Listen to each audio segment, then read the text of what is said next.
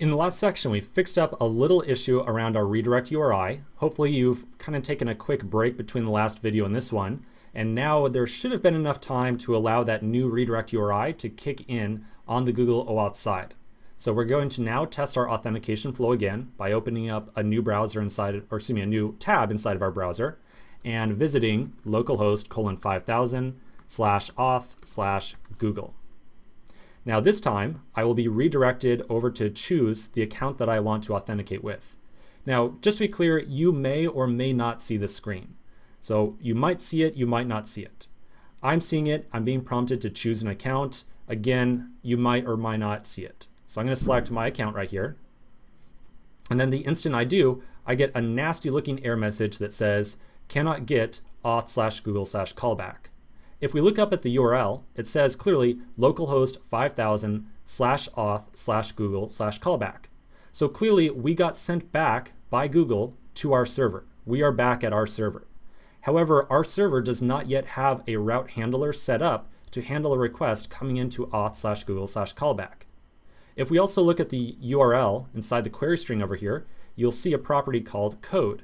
And so this is that very special code that we can use on our server to now make a follow-up request over to Google and get some actual information about this user.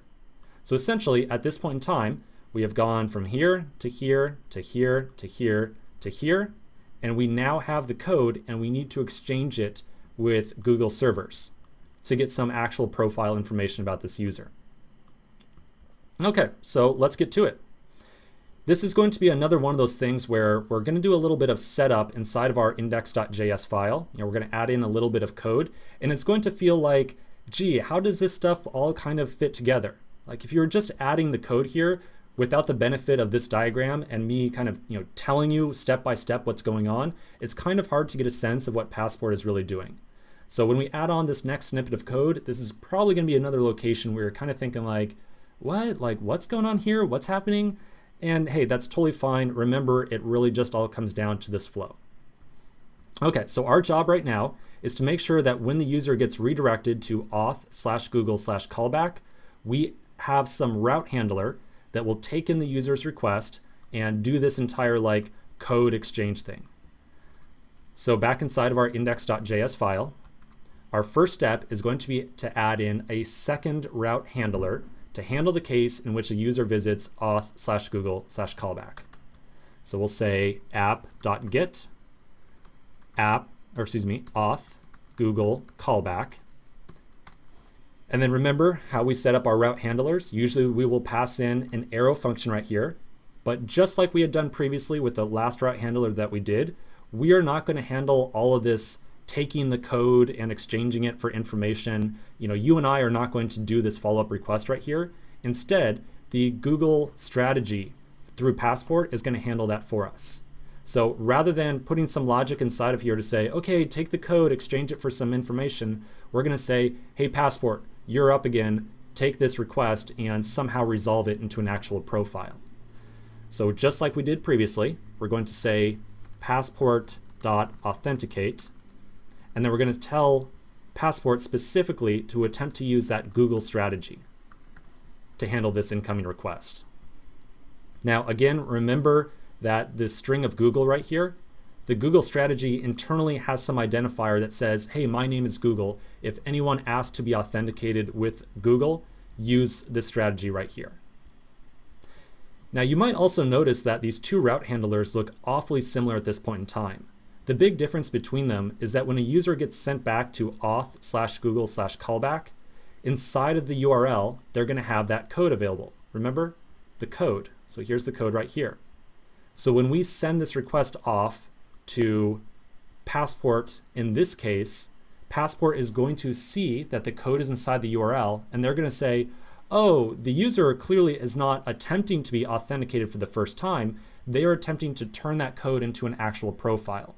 And so even though these two route handlers right here look very similar, the big difference is that when a user visits this route, they're going to have the code, and Google strategy is going to see that and attempt to handle the request a little bit differently. It's going to say, okay, I'm not going to kick the user into the OAuth flow. Instead, I'm going to exchange the code for the actual user profile. Okay, so we now have enough to actually test this out. again, hey, like who knows what's going to happen? Let's just test it and see what happens, right? Let's see what we get. So I'm going to go back over to my terminal. Because we changed the code inside of our index.js file, we have to restart our server. And you can imagine that this is going to get tedious very quickly to restart our server every time. Don't worry, in just a little bit, we're going to set up a little handler or a little helper to make sure we don't have to constantly restart our server file every time we make a change. But we'll do that in just a second.